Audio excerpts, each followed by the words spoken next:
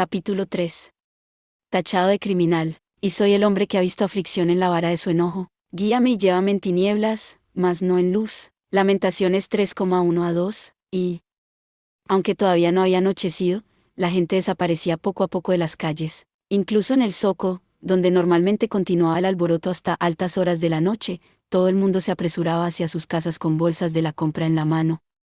En la entrada de los bares y los casinos, que hacían su agosto a partir de esa hora, estaba colgado el cartel de cerrado. En lugar de los borrachos habituales, una tropa con uniforme negro de combate y armada con subfusiles andaba con paso majestuoso por el barrio antiguo, lleno de cortinas azules. Eran las 9:10. Faltaban solo 10 minutos para el toque de queda promulgado 3 días atrás. La ciudad de Cartago iba perdiendo vida con rapidez. Caramba. Parece la ley marcial, aunque sería mejor decir que se trataba de algo más perverso que eso. En el caso de la ley marcial, eran las Fuerzas Armadas las que se encargaban de la vigilancia, pero los que deambulaban ahora por Cartago no eran militares cartagineses, ni siquiera un ejército. Un soldado con uniforme negro de combate vigilaba las calles, subido a la peana de la imagen de Santa Elisa, una estatua de cobre de una elegante dama con armadura que estaba erguida delante de la gran catedral. La insignia del cuello del soldado lucía el martillo del Señor, el emblema de los Carabinieri, unidad especial antiterrorista con muy mala reputación en el Vaticano. Ay, así es imposible llegar a la embajada. No sé qué hacer. Justo debajo del joven policía, que llevaba la ametralladora sin el seguro puesto, a fin de disparar en cualquier momento, pasó un peatón con la mirada baja, un nómada de alta estatura que conducía su camello chasqueando la lengua bajo el turbante. Llevaba unas grandes bolsas de papel. Probablemente, vendría de una aldea del desierto para realizar compras después de mucho tiempo. Si el policía hubiera vigilado con más cautela, habría notado que los ojos que asomaban entre el abrigo que le llegaba hasta la cara y el turbante bien bajado no eran negros como los de los cartagineses, sino azules como un lago invernal, y se habría percatado además de que los pasos de ese hombre eran torpes, como si estuviera herido. Sin embargo, el policía andaba distraído con un grupo de civiles que le lanzaban una mirada hostil desde más allá de la calle y no se había dado cuenta del peligroso individuo que pasaba justo delante de su cara. ¿Qué vamos a hacer? Hoy no intentaré contactar con Caterina. Menor que no va a solucionar nada impacientarse con un enemigo poderoso que está delante de mí. Además, mi cuerpo está mayor que. Abel pasó lentamente por delante de las mismas narices del carabinieri, que le buscaba precisamente a él. La herida de bala abierta en el hombro fue grave al principio, pero alrededor tenía ya carne regenerada de color rosado. Sin hacer grandes esfuerzos, en una semana se curaría del todo. En tan solo 3 días había sanado bastante, tenía una capacidad de recuperación increíble desde el punto de vista del sentido común de los humanos. Hasta que os curéis del todo, no mováis el hombro derecho. No creo que sangréis, pero podríais provocar fisuras musculares, dijo Esther con ternura a su paciente, que tenía el torso levantado sobre la cama. Tratar a los pacientes con traumatismo era una de sus habilidades desde la época en que había sido partisana. Le vendó con destreza después de aplicarle desinfectante. Habéis tenido mucha suerte. La bala por poco llega al corazón. He tenido suerte.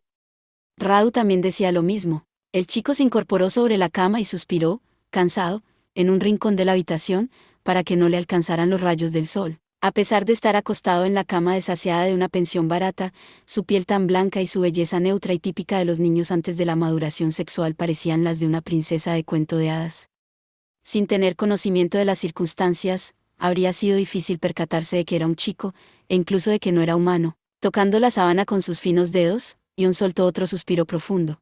Si yo hubiera muerto entonces, quizá no habría visto cómo mi amigo Radu me traicionaba. Si hubiera muerto, él no me habría vendido. No digáis tonterías. Básicamente, Esther había alzado la voz apresuradamente ante las pesimistas palabras del chico, e iba a seguir hablando para animarle. Sin embargo, se limitó a abrir y cerrar la boca en vano, sin poder pronunciar ni una sola palabra más. Esther conocía más que nadie esa sensación de tener el corazón encogido al ser traicionado por alguien en quien se confiaba, porque ella misma lo había experimentado en numerosas ocasiones en los pasajes subterráneos de su ciudad natal. Cuanto más comprendía los sentimientos que albergaba el corazón de Ion, como si le hubiese ocurrido a ella, más le parecía que cualquier palabra de consuelo sonaría falsa, y no sabía qué decir. Finalmente, suspiró hondo, con la boca inútilmente abierta. Radu y yo éramos hermanos de leche, continuó Ion sin intentar cruzar la mirada con la de la monja, que permanecía callada. Desde que nací, siempre había estado con él. Además era mi único amigo, menor que de toda la vida, como quien dice. Parecía que había bastante diferencia de edad, a pesar de eso. Ah, ahora caigo, mayor que. Escuchando al chico, de repente, recordó aquella lección sobre la fisiología de los Masusa que había recibido en el centro de entrenamiento. Ellos no eran eternamente jóvenes desde su nacimiento. Los Masusla recién nacidos tenían la misma fuerza vital que los seres humanos y envejecían igualmente. Tampoco eran vulnerables al sol ni a la plata. Se convertían en vampiros cuando pasaban por un proceso llamado despertar. Existía una diferencia individual acerca del cuando ocurría eso y la edad que aparentaban dependía de cuando se había despertado cada uno. Posiblemente John se había despertado antes que su amigo. Soy un estúpido sin remedio. Su excelencia. Esther salió de su ensimismamiento ante el elevado tono de voz y cogió torpemente las manos de John. Desde el puño cerrado caía goteando algo rojo. El Masusla herido golpeó con el puño carmesí sin percatarse de ello. Por él habría renunciado a la vida. Si me hubiera pedido que muriera, lo habría hecho. Ni siquiera me di cuenta de que estaba tan desesperado. Su excelencia. Mirando cómo su pequeño hombro temblaba, Esther se mordió los labios, como si fuera ella quien estuvieran reprochándole algo. Maldijo su inexperiencia. ¿Qué palabra sería la adecuada en esa situación? Cada uno llevaba una vida distinta. Esther no era tan soberbia como para pensar que sabía consolar a otras personas que sufrían, pero necesitaba unas palabras para aliviar el dolor de John. Se preguntó cuáles habían sido las que la habían alegrado a ella cuando estaba deprimida. Aún así, Su excelencia, empezó Esther, agarrando la mano del chico, soy vuestra aliada. Como, John, con el ceño fruncido, levantó la cabeza ante aquella inesperada frase, como si se hubiera olvidado de la angustia que antes sentía. ¿Qué dices? He metido la pata. Esther se mordió los labios deseando que la tragara la tierra. Pero, ¿qué estoy diciendo? Pues, la monja soltó inmediatamente la mano que tenía agarrada y balbuceó una excusa. Aunque os reprochéis a vos mismo o os convirtáis en mi enemigo, siempre estaré con vos, su excelencia. Es decir, lo que quiero decir, parecía que John había soltado un ligero suspiro. Se agitó, un poco cabizbajo, y dijo en tono seco. No entiendo nada, tenéis razón. Lo siento, pero, te lo agradezco. El chico levantó la cabeza y le sonrió con timidez. Era la primera sonrisa que le había visto Esther. Esther, eres un poco rara. Quiero decir que eres interesante para ser una tirana. Esther no entendía muy bien en qué sentido era ella interesante, pero John cerró las pestañas rubias suavemente y puso las febriles manos sobre las de la monja. Te lo agradezco. Gracias. No hay de qué, su excelencia. Esther, consciente de tener la cara roja, intentó pensar rápidamente. Estaba anocheciendo, se encontraba junto a un chico atractivo con el torso descubierto y se hallaban los dos solos en una habitación con una cama y las cortinas cerradas. Era una situación peligrosa. Su excelencia. Os abro un poco la cortina. Así podría soltar las manos del chico para abrir la cortina. Al ocurrírsele la idea de 2 pájaros de un tiro, Esther se levantó. Me decíais que os gustaban los paisajes nocturnos de aquí, su excelencia. Sí, separando con cierta pena las manos agarradas, John asintió. Esa habitación se encontraba en el piso superior de una pensión de 2 pisos, ubicada en un terreno relativamente alto de Cartago, y desde allí se podía contemplar el paisaje nocturno de la ciudad. Los paisajes que se ven desde aquí se parecen mucho a los del imperio. Por supuesto, no tienen su belleza ni por asomo. Al abrir Esther la ventana, entró una brisa con olor a mar. El vampiro, bajo una lámpara lúgubre, dirigió su mirada hacia el exterior de la ventana, se tocó el pelo rubio, de brillo pálido. El resplandor de sus ojos era muy bonito, pero también algo triste y extraviado. ¿Podré volver a contemplarlos algún día? Sí, claro que sí.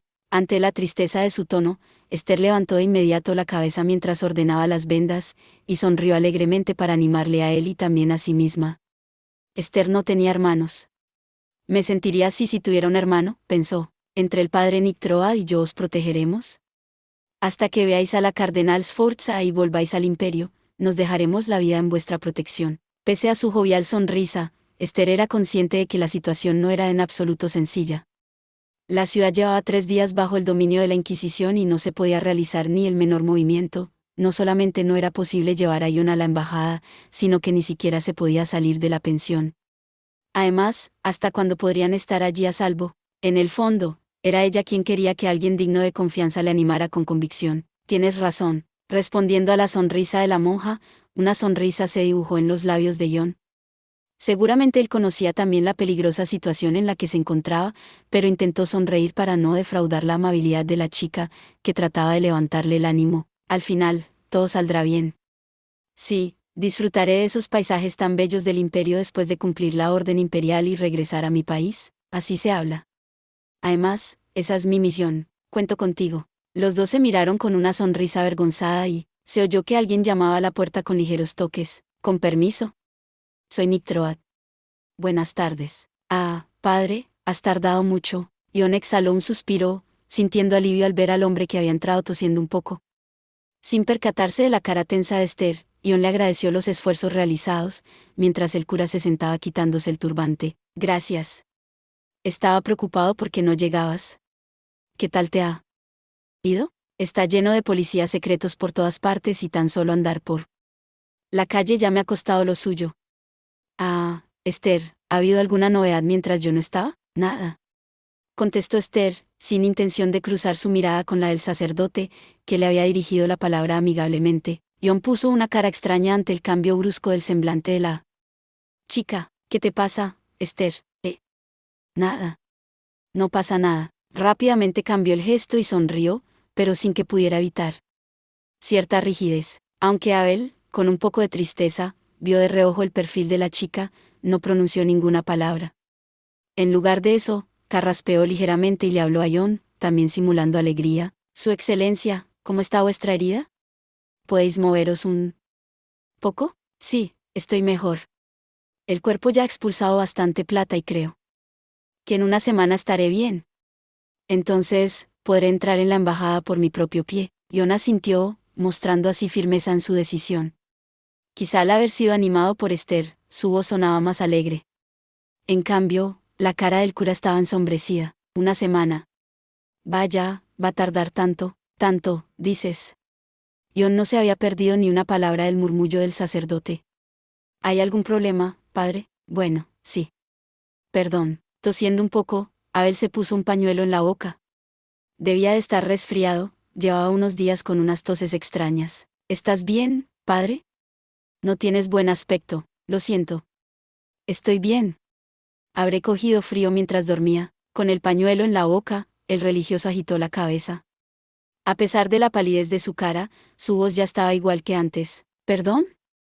A lo que íbamos, los movimientos de la Inquisición se han desplegado con más rapidez de lo que pensaba y a este paso nos descubrirán en 2 o 3 días. ¿Tan pronto? El padre asintió con su pálido semblante hacia Esther, que tenía fruncido el entrecejo. En esos últimos días la Inquisición había hecho todo lo que se le había antojado en Cartago, se comportaban como si fuesen los amos, con el pretexto del asalto a la embajada por los vampiros y los cánones. Era probable que tuvieran la intención de aprovechar la oportunidad de mostrar a los señores laicos la superioridad de la Iglesia. Prácticamente no existía la soberanía del gobierno local. Cualquiera que se resistiese era arrestado sin miramientos, con independencia de que fuera un civil que no tuviera nada que ver con el caso o se tratara de una autoridad. Entonces, la entrevista con la cardenal Sforza es bastante difícil. Limpiándose la boca con el pañuelo, Abel alzó los hombros. La embajada está bloqueada del todo. Seguramente, a título de vigilancia, la cardenal Sforza está bajo arresto. Tal vez sea mejor dejar la entrevista. Ah, bueno.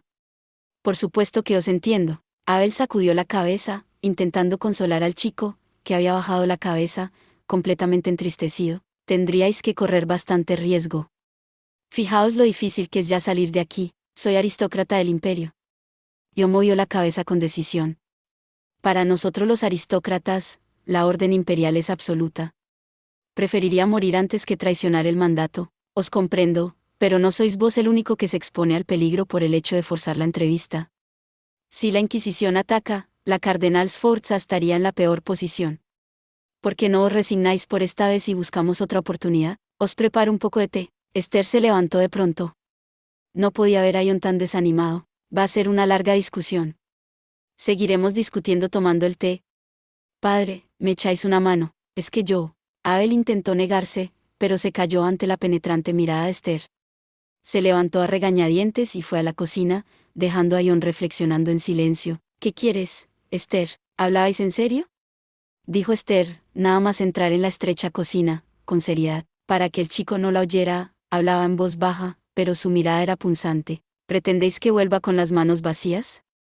Sin ver siquiera a su eminencia. Así es. Abel desvió la mirada como si percibiese un matiz peligroso en las palabras de la chica.